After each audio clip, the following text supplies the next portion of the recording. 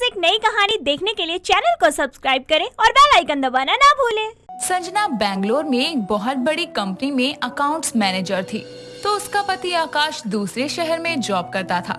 Job के कारण दोनों एक दूसरे से दूर रहते थे और शादीशुदा होते हुए भी एक दूसरे का दीदार वीडियो कॉल पर ही करते थे। लेकिन 2 साल बाद संजना अपने काम से एक लंबी लीव लेकर सीधा आकाश के घर जाती है और घर का दरवाजा खुला देखकर वो अंदर जाती है तो देखती है कि आकाश एक औरत को बड़े ही प्यार से शॉल उड़ा रहा है। तभी संजना चिल्ला कर कहती है, आकाश, कौन है ये औरत? आकाश संजना को अचानक वहाँ देखकर हैरान हो जाता है और उस शॉल को उस औरत की तरफ फेंकते हुए कहता है, सर्दियाँ शुरू होने वाली हैं, ये पुरानी शॉल रख लो।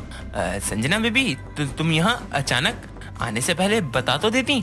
बता देती तो तुम्हारा ये शॉल वाला रोमांस कैसे देख पाती? हाँ, कौन है ये? बताओ कौन है ये? ये वो यहाँ काम करती है। काम? कैसा काम? अरे घर का अपना ये होता है ना, झाड़ू कटका, बस वही। तुम्हारा मतलब ये काम वाली है? काम वाली? मैं?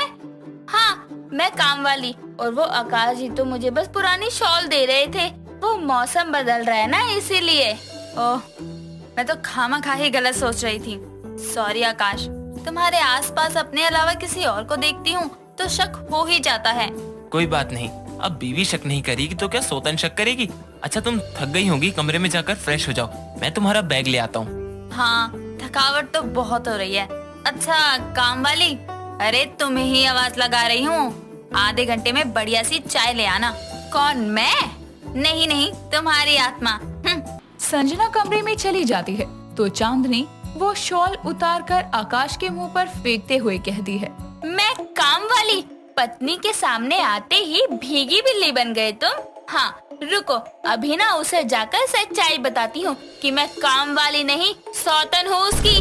धीरे बोलो चांदनी, और ऐसी पागलपंती मत करो। उसे सच्चाई पता चली तो खुद को मारने से पहले हमारा कत्ल कर देगी। देखो, कुछ दिन की बात है, ये कुछ दिनों में वापस अपनी जॉब करने चली जाएगी। तब तक संभाल लो बस, प्लीज बेबी। लेकिन प्लीज यार, तभी हम दोनों साथ रह पाएंगे। आकाश के कहने पर चांदनी संजना से कुछ ना कहने का फैसला करती है। अगली सुबह जब संजना उठकर बालकनी में जाती है तो उसे ठंडी हवा के कारण अपने दोनों हाथों को सहलाने लगती है और वॉशरूम में नहाने के लिए पानी गर्म करने के लिए रख देती है। कुछ देर में वो टॉवल लेकर जैसे ही बाथरूम में जा रही थी कि तभी उससे पहले चांदनी बाथरूम में जाकर दरवाजा बंद कर लेती है तो संजना वहीं खड़ी होकर फोन चलाने लगती है और उससे 5 मिनट पहले बालों में टॉवल लपेटे चांदनी बाहर निकलती है तो संजना कहती है, क्या बात है, तुम नहाने गई थी या कपड़े चेंज करने? 5 मिनट भी नहीं लगाए तुमने नहाने में। हाँ, वो तो मैं नहाने में ज्यादा टाइम बर्बाद नहीं करती ना। इतना कहकर वो फट से चली जाती है तो संजना बाथरूम में जाती है और देखती है कि जो पानी उसने बाल्टी में गर्म होने के लिए रखा था वो वैसा का वैसा रखा है और वहाँ पर उस एक बाल्टी के अलावा कोई और बाल्टी नहीं है। तो संजना अपना सर खुजाते हुए कहती है, ये चांदनी हवा में नहा कर गई है क्या? गर्म पानी तो वैसे का वैसे ही पड़ा है और अभी तो शावर भी ठीक नहीं हुआ है और ये जल्दी बाथरूम से भी बाहर निकल गई थी। इसका मतलब ये सर्दी के चलते नहा ही नहीं है। बताओ कैसी सी है। खैर, मुझे क्या करना, नहाए चाहे ना नहाए। संजना इतना तो जान जाती है कि चांदनी सर्दियों में ना नहाने वालों में से एक है, लेकिन वो ना नहाने वाली उसी की सौतन है, इस बात से वो अब तक अनजान थी। एक रोज संजना और आकाश नाश्ता कर रहे थे, तभी चांदनी भी बैठकर नाश्ता करने लगती है तो संजना उसे टोकते हुए कहती है, अरे, एक तो तुमने नाश्ता तैयार नहीं किया, ऊपर से हमें परोसने की जगह हमारे साथ ही खाने खाने बैठ गई तुम। रहने दो ना, देर से उठी होगी, छोड़ो अभी नाश्ता कर लो तुम। अच्छा, वैसे नाश्ता करने से पहले ये तो बता दो कि आज नहाई हो या नहीं? मैं? हाँ, बिल्कुल संजना जी, मैं नहा कर ही नाश्ता करती हूँ हमेशा। झूठी, एक नंबर की झूठी है। आकाश, जब से मौसम ठंडा हुआ है ना, तब से ये नहा नहीं रही है। पता नहीं बिना नहाए कैसे रह लेती है। ये क्या बोले जा रही हो, वो रोज नहाती है। अच्छा जी, तुम्हें बड़ा पता है। तुम ना किसी को भी काम पर रखने से पहले ना थोड़ा जांच परख लिया करो। अरे अब काम पर रखने से पहले नहाने न नहाने के बारे में पूछना होता है क्या? वैसे संजना जी, आप वापस कब जा रही हैं? कभी नहीं। और वैसे तुम्हें क्या करना है जानकर? कुछ नहीं, मैं रसोई से पानी लेकर आती हूँ।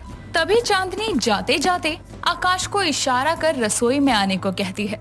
कुछ देर में कुछ बहाना बनाकर वो रसोई में आता है तो चांदनी हाथ में पकड़ा बेलन लेकर उसके सर पर मारते हुए कहती है, कब? हाँ कब जाएगी ये चुड़ैल? देखो अपनी ही सौतन से मैं जी जी कहकर और बात नहीं कर सकती हूँ। शांत हो जाओ यार, मैं कुछ करता हूँ ना। ये बेलन नीचे करो।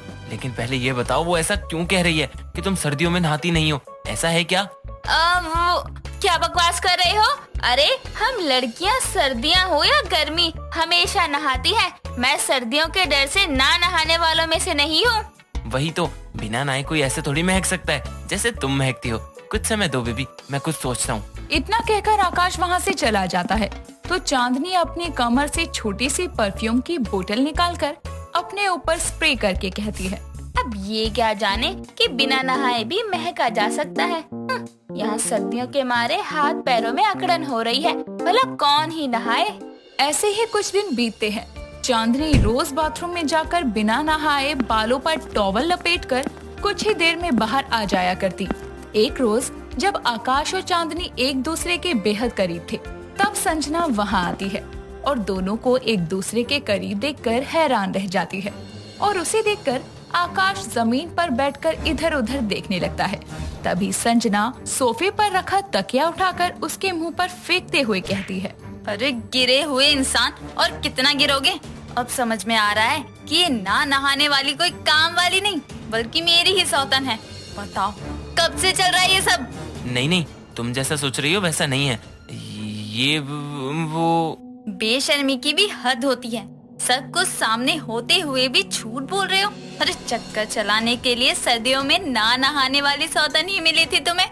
लानत है तुम पर। पता भी है 1 हफ्ता हो गया है इसे ना नहाए। चुप करो, मैं चाहे 1 हफ्ता ना नहाऊं या 1 महीना, तुम्हें इससे क्या करना है? जहाँ से आई हो ना वापस चली जाओ वहीं। उसकी बात सुनकर आकाश हैरान रह जाता है और कहता है, हे भगवान, मैं तो तुम्हें महकते फूलों का गुलदस्ता समझता था, पर तुम तो कागज का फूल निकली, वो भी सेंट छिड़का हुआ। तभी कभी तुम्हारे करीब आने पर मुझे खुजली क्यों होने लगती थी। दूर दूर रहना मुझसे आज के बाद। सही है, अब ना नहाने वाली सौतन लाए हो तो झेलना भी पड़ेगा। तो खुश रहो इसके साथ। मैं चली वापस बैंगलोर। ऐसा मत कहो संजना, पति हूँ मैं तुम्हारा। अच्छा, मुझे तो पता ही नहीं था। चलो पति हो ना, तो 1 महीने के अंदर अंदर डिवोर्स पेपर्स भिजवा दूंगी, साइन कर देना। संजना अपना सामान पैक कर वहाँ से रवाना हो जाती है और आकाश सर खुजाता रह जाता है। दोस्तों, अगर आपको ये कहानी पसंद आई तो इसे लाइक करें, शेयर करें और कमेंट करके बताएं कि कहानी में आपको सबसे अच्छा क्या लगा।